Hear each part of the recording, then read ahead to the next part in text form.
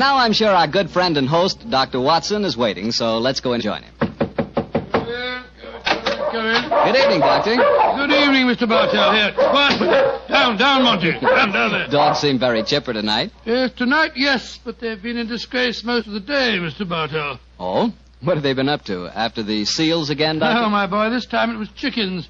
They got into my neighbor's coop and had a delightful time. Fortunately, there were no casualties, but I'm afraid that my good neighbor policy has suffered a slight diplomatic strain. But you come here to listen to Sherlock Holmes' adventures, not those of my dog, so draw up your usual chair and make yourself comfortable, and I'll get on with tonight's story. Last week, Doctor, you told us it was a case in which Sherlock Holmes found the solution without ever meeting any of the suspects. That's quite correct, Mr. Bartell. As remarkable an exhibition of long-distance detection as I ever recall. But judge the story for yourself, my boy. It was in the autumn of 1903, and Sherlock Holmes was about to retire to his bee farm on the Sussex Downs. I must confess, Mr. Bartell, that my heart was heavy during those last few weeks we spent at Baker Street. I thought of the countless adventures that we'd shared together. I remembered those many evenings of quiet comradeship and companionship. A fire blazing away in the hearth as Holmes lay back in the shadows playing his beloved violin. And then, Mr. Bartell, as so often happened, there'd be a violent jangle on our doorbell, and some wretched soul in misery would be standing before us and pouring out his troubles. Suddenly the violin would be discarded, and Holmes the dreamer would become Holmes the man of action. Come, Watson, the game's afoot, he'd say. And in a few moments later, we'd be rattling off in a cab through the foggy, gaslit London streets. Yes, Doctor, I can imagine it was pretty hard for you to leave Baker Street. It was, Mr. Bartell. However, as it transpired, there was one more adventure awaiting us before we left. A few days before the actual move, I persuaded Holmes to take an afternoon off from his packing and accompany me on a visit to the laboratory of an old friend of mine, a Professor Jean Boulin. He was an eminent French scientist engaged in very important work at the London University. Well, by the way, this was at a period, Mr. Bartell, when radium was something extremely new and extremely rare. The university had just acquired a minute but invaluable portion of the element, and Professor Boulin was in charge of the research connected with it. I can remember the picture so well as Holmes stood in the laboratory talking with keen interest to the distinguished scientist. Amazing, Professor Boulin. Quite amazing. Think that this tiny leaden vessel contains one of the most precious substances in the world. Yes, Mr. Holmes. We have a great deal to thank Madame Curie for. This new element may force us entirely to revise our concepts of all physical structure. Your research is a great responsibility, Boulin. It is, Watson. I must confess that I wish the authorities here would give me a freer hand. I foresee such infinite possibilities in the use, particularly the medical use of radium. But my conservative superiors seem to regard it only as a toy, a scientific curiosity. Limit your experiments accordingly, I suppose. Exactly. I'm given no opportunity to do anything that's in the least radical. Must be very disheartening. How can research ever get anywhere along those lines? It is a great misfortune, Holmes, that you've determined to retire to your bee farm. This project, we could use such an analytical mind as yours. You flatter me, Professor. How many assistants do you have working with you, Boulin? 3, but none of them are very inspired, I'm afraid. What? My best assistant is a man named Barker. He's a little on the conservative side, too. But he is extremely adroit. The other 2, a young man called Taylor and the girl Gladys Hughes. They mean well. But gauche, I fear, is the only word to describe them. Why do you laugh, Boulin? I was just amused to observe that in describing my assistants, I chanced to be literal as well as figurative. It's odd that random symbolism can sometime... but never mind that. You would like to see the rest of the laboratory? Yes, indeed we Yes, would. thank you very much. I have some extraordinarily interesting photographic plates that record the emanations of radium. They're over here. I think you will find them most fascinating.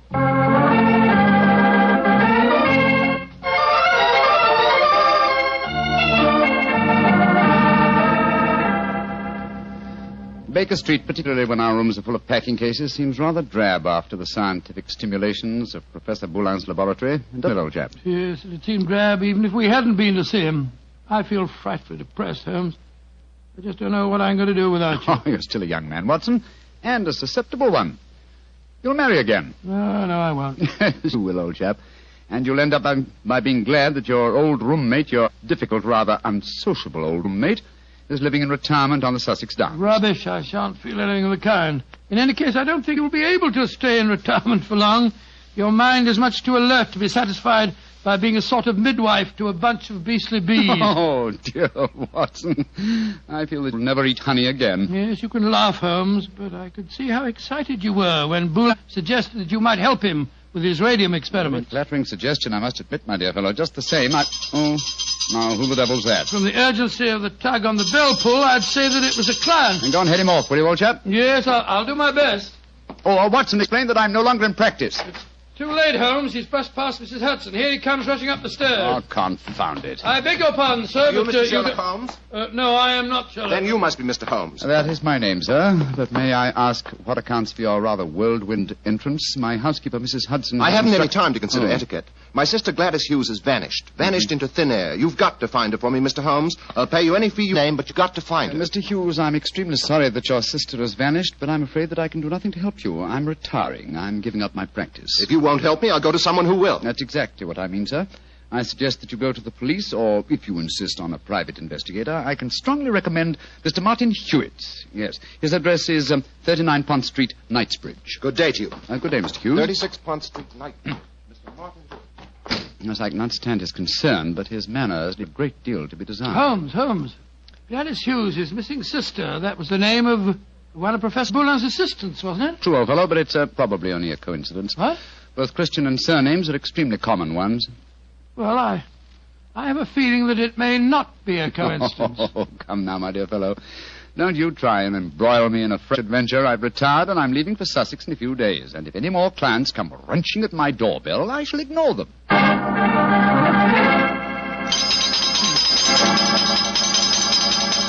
But, Mr. Holmes, you've got to help me. My son, Geoffrey Barker, has disappeared. I'm sorry, Mrs. Barker, but I'm afraid I'm... Holmes, Geoffrey Barker was the name of Professor Boulin's chief assistant. Watson, please believe me when I say that I'm not to be inveigled into any further...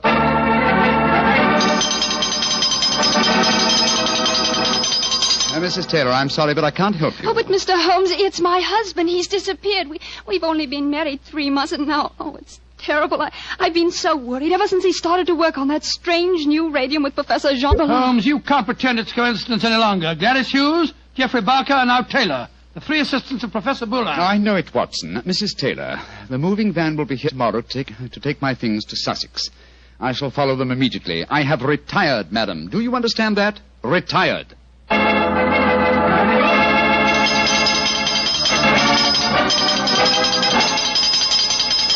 Yes, another telegram for Holmes. That'll be the 4th today. Why won't Scotland Yard leave me alone? Well, it's a pretty strange business. 3 people engaged in research of this new element radium have all disappeared within 48 hours. Scotland Yard needs your help. Let them earn their salaries, my dear Watson. I've helped them for the last time. Well, let's see how they've couched their latest effusion. Oh, this isn't from Scotland Yard. It's from my brother, Mycroft. Mycroft? What's he going to say? Listen to this. Now Professor Boulin has disappeared. Great Scott. And the radium with him. Surely the pattern is obvious, Sherlock. Radium must be found, could solve the problem for you, but I'm too lazy. Consider what a flashy case for you to retire on. Regards, Mycroft. The old devil. Holmes, this is shocking. My old friend Boulin has disappeared. Yes, Watson, and now my brother asks me to investigate. The pressure becomes irresistible. Very well. I bow to fate and postpone my retirement for a few hours. Good man, Holmes. You know you'll never really retire. Now, let me see. As Mycroft says, there's an obvious pattern in this case. Our first step, of course, will be to interview all the doctors who treat patients without charge. Why?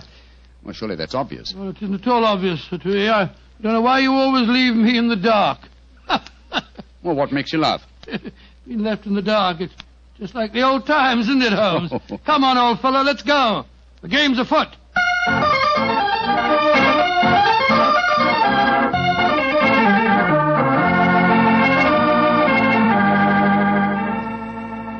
Dr. MacDonald, this is Mr. Sherlock Holmes. Mr. Sherlock Holmes. I'm very glad to meet you. And are you, Dr. MacDonald? I swear that I've never been in as many doctors' offices as I have today. But Mr. Holmes is in search of some information. Perhaps, Doctor, you can help him. I'll do my best. What do you want to know, Mr. Holmes? Whether you have any charity patients with skin eruptions or growths of any kind. I mean, patients that have not kept their appointments recently, perhaps. Now, let me see. Why, yes, I do. Old Mrs. Pendle. She has a very bad case of lupus. She was due for a treatment here yesterday, and I've seen nothing of her. Splendid. Can you give me her address? Why, certainly. It's in my book here. Well, I hope this isn't a false trail, Holmes. We can only explore and see, dear chap. Here we are. Mrs. Pendle, 36 Elm Gardens, Clapham. Mrs. Pendle, 36 Elm Gardens, Clapham. Thank you, Doctor. I'm greatly obliged to you.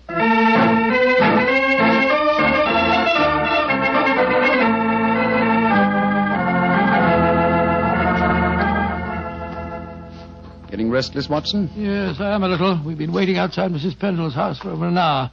Why don't we knock on the door and see if she's at home? Oh, no, my chap. We mustn't frighten her. I hope that she's going to lead us to our quarry. You see... Shh. Front door's opening. A woman's coming out. Yes, it's Mrs. Pendle, beyond doubt. Look at that bandage around the upper part of her face. Yeah. Hello, she's turning down the street.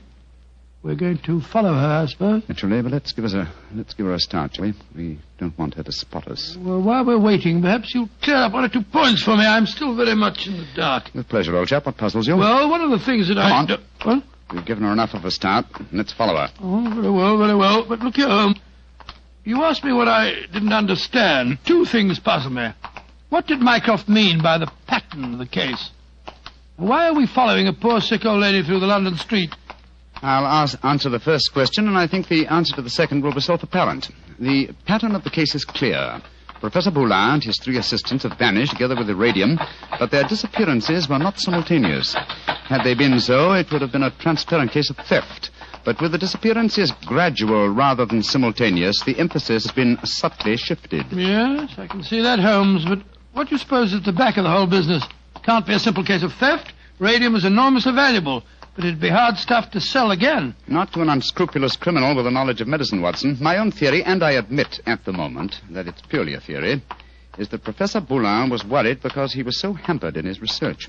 You'll remember that he stressed his great faith in the medical values of the new element, radium. Yes, he did. It's more than possible that he places the rights of science above the rights of property, that he's determined that he and his group will carry on their invaluable research unhampered by the conservative restraints of the university. I see what you mean, Holmes, but how does Mrs. Pendle, the poor woman that we're following, enter the picture? Because one of the chief lines of radium research on the continent so far has been with her sort of trouble.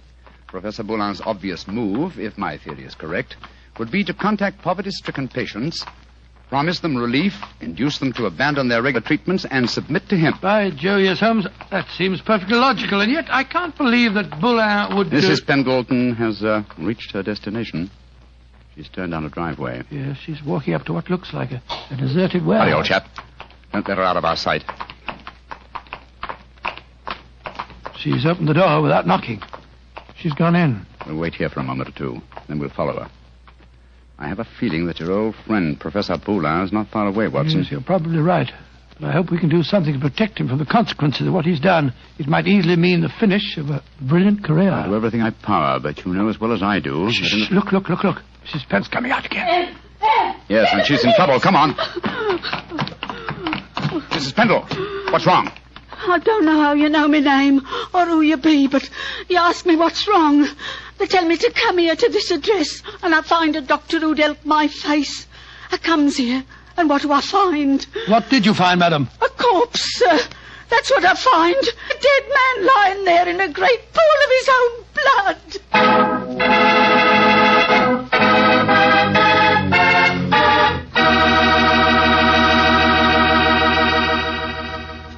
Well, Dr. Watson, so following the tracks of old Mrs. Pendle led you to a corpse, huh? Yes, Mr. Bartell. Of course, Sherlock Holmes and I went at once into the broken-down warehouse to examine the scene of the tragedy. Slumped over a desk in a darkened, shabby room, a flickering candle giving a macabre lighting to the scene, was the body of a man.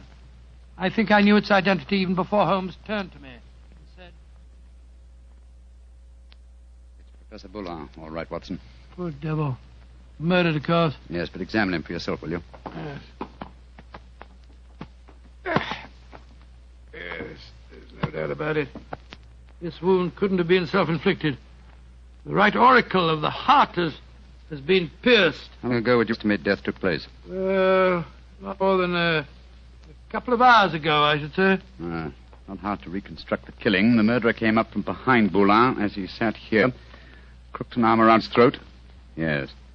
See the finger marks on the right-hand side of the neck? Here? Then stabbed him in the chest. And then withdrew the weapon and disappeared. Leaving no traces, confound it. A dusty room is an ideal place for recording footprints, but there are half a dozen different prints here, including Mrs. Pendle's. Hello. Here's the print of a smaller woman's shoe. Well, must be that of Gladys Hughes, his assistant. Undoubtedly, but that really proves nothing except that she was here with him. In fact, that we were convinced of anyway. Question is... Come on. Let's go outside and talk to Mrs. Pendle again. Poor old Boulin. What a shocking way to die. And what a great loss to science. I suppose the murderer must have stolen the radium. We found no trace of it in there. Undoubtedly, the possession of the radium was the motive for the murder. Mrs. Pendle. The poor man is dead, ain't he, sir? I'm afraid so, madam. I knew it. I never should have come here. I never should have left Dr. MacDonald. Mrs. Pendle, let me ask you a question. I can't be answering no questions, sir. I don't know nothing about how the poor soul got himself murdered. What would a poor woman like me know about such things? No, my good woman. My friend isn't suggesting at all you know anything about the murder. Then what do you want to know, sir? Who told you to come to this address today, Mrs. Pendle? A young lady. Nice young lady she was, too. She met me coming out of Dr. MacDonald's yesterday and told me that if I come here today, I'd find a doctor who could cure me. Yeah, that was obviously Miss Hughes. Holmes, I believe that your theory was right. Come on, Mrs. Pendle. We'll escort you to the nearest police station where you can report the murder. Yes, sir. And then, Watson, we must climb the track of radium. That, perhaps, is more important than any life. Well, how are we going to do that? We haven't a clue to go on. Remember that Professor Boulin's 3 assistants are still missing. We must go to the homes of each of them and see what can be found out. Mr. Hughes, you must realize by now that your sister's disappearance is part of something vastly more significant than you think. I must ask you in the My first... sister didn't disappear, Mr. What do you mean, sir? You came to us and said that she had. Oh, it was all a mistake, gentlemen. She came back today. She'd just been down to the seaside for a short rest, and she'd forgotten to let me know. I'm sorry to have bothered you. May I see your sister at once, please? I'm sorry, Mr. Holmes, but she's out just now. I don't know where she's gone or what time she'll be back. Mrs. Barker, I've come to you about your son's disappearance. I'm afraid that... but my son didn't disappear, Miss Holmes. It was all misunderstanding. He came home today. Then may we speak to him, please, Mrs. Barker? Oh, I'm afraid that's impossible. You see, he... Mrs. Taylor, I want to talk to you about your husband's disappearance. Oh, that.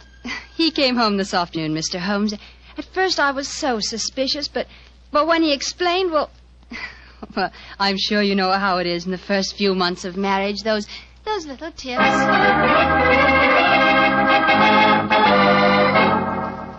Confound it, Watson.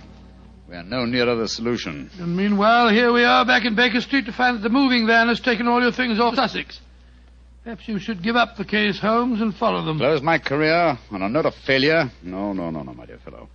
I shall not leave London until this problem is solved. Oh, in that case, I'll sit down. Looks to me as if it may prove a lengthy wait. I've rarely felt more frustrated, Watson. All 3 vanished technicians home safely with plausible stories, or at least plausible alibis. And poor Boulin murdered, the radium stolen. Well, I must say it makes no sense to me. But it must make sense. The pattern was well enough to find in the beginning. It's just a question of finding the right key. In a way, it's clear enough what's happened. One of the 3 assistants, placing the financial value of radium above its value to science, murdered Boulin to obtain the prize. The other 2, fearing that their complicity in the original plot would involve them as accomplices in murder, ran home and established an alibi. And the murderer did the same thing, for it's obvious one of the 3 must be the killer and the thief. Yes, the question is, which one of the 3 is the culprit? If only poor Boulin were alive, he could help us. My dear chap, if Boulin were alive, there would be no murderer. Oh, of course it wouldn't. Now, let's see. Boulin gave us a few bare facts about his 3 assistants. I wonder... But, of course, Watson! I have the answer. The case is solved. What do you mean, Holmes? How can it be solved? You haven't done enough investigation. If it comes to that, you haven't even seen any of your 3 suspects. That isn't necessary. Oh, you know who did it? Yes, Watson, and so should you. But we know nothing to set them apart from each other, except that one of them's a girl. We know more than that, my dear fellow. Think hard. Well, Boulin told us that Geoffrey Barker was an excellent technician, while the other two were somewhat clumsy. We know even more than that. Well, I'm just if I know what, Holmes. I shan't even need to stay in London and follow the case through to its logical conclusion. A telegraph to Mycroft and another to Scotland Yard to take care of it, yes. And I can be in Sussex before the moving van, after all. Oh, you mean you're going now, before the case is solved? But it is solved, my dear fellow. All that remains to be done is some purely routine work. What's the time?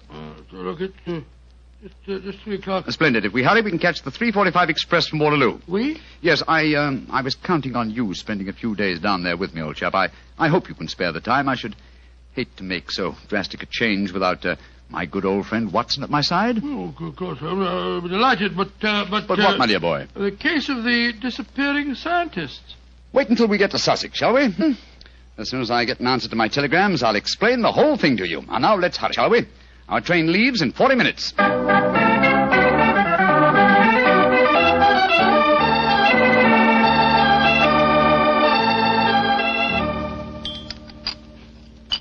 More tea, Watson? Thanks, old boy.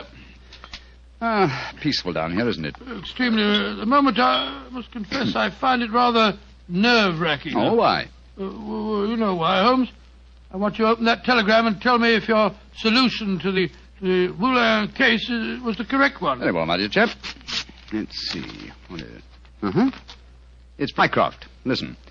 Murderer arrested and radium recovered. Well done, Sherlock, though you took longer than I expected. Regards, Mycroft. Congratulations, Holmes. And now perhaps you'll condescend to tell me how you solved it. Don't be angry with me, old chap. I only wanted to make sure that my solution was correct. You remember the nature of the fatal wound on Boulin's body? Of course. He'd been stabbed through the right auricle of the heart. From behind, proving that the murderer was clearly right-handed. Oh, what does that signify? Almost everybody's right-handed. Oh, no, not in this case.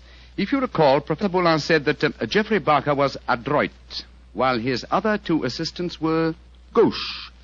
Then he laughed because he said his remark was true both literally and figuratively. I still don't see what I was talking about. Oh, come now, Watson, come. Gauche. Think of the origin of the word adroit. Ardois. Droit is the French word for right. And gauche is the word for left. Meaning the 2 gauche assistants were left-handed, and therefore only the adroit, the right-handed Barker, could have inflicted the fatal wound. I see it now, Holmes. You know, if you'd remembered that mark of Boulin's at the time we found his body, you could have solved the case much sooner. That's true, old fellow, very true. And when my old friend Watson points out that my memory is failing and my mind sluggish, then I know that my retirement has been postponed for far too long.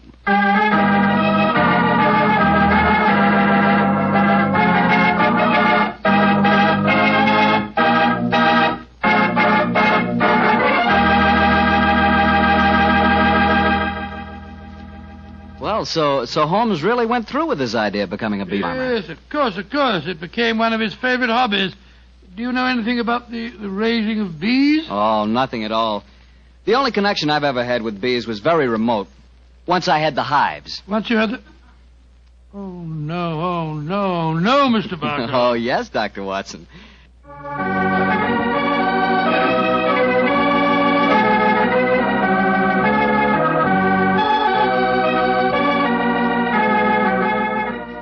Tonight's Sherlock Holmes adventure was written by Dennis Green and Anthony Boucher and was suggested by an incident in Sir Arthur Conan Doyle's story, The Reigate Puzzle. Music is by Dean Fossler. Mr. Rathbone appears through the courtesy of Metro-Goldwyn-Mayer, and Mr. Bruce through the courtesy of Universal Pictures, where they are now starring in the Sherlock Holmes series.